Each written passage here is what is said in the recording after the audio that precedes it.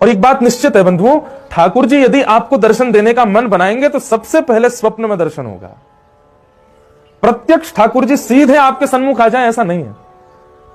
3 सीढ़ियां हैं। सबसे पहली सीढ़ी है स्वप्न में ठाकुर जी का अनुभव होगा। या तो ठाकुर जी दिखेंगे, या ठाकुर जी का धाम दिखेगा, या ठाकुर जी का चिंतन और ठाकुर जी की उपासना, ठाकुर जी की रसलीला गाने वाले वैष्णव दिखेंगे, और या फिर स्वप्न में ठाकुर जी की अनुभूति होगी।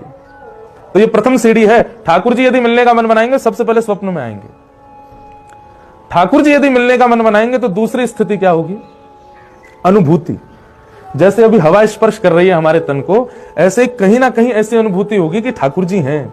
फिर इत्र की सुगंधी आने पर यह नहीं लगेगा कि कोई फ्रेग्रेंस की दुकान पास में, यह लगेगा कि श्याम सुंदर तो नहीं घूम रहे हैं।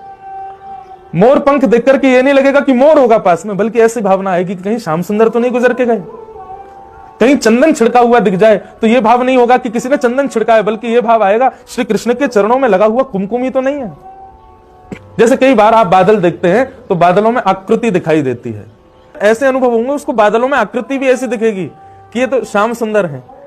और तीसरा, ठाकुर जी मिलने का मन बनाएंगे तो फिर ये विचार नहीं करेंगे कि आप कहां हो, किस भाव में हो, कैसे हो, वे सन्मुख आकर के आपको प्रत्यक्ष दर्शन देंगे। स्वप्न दर्शन, अनुभूति दर्शन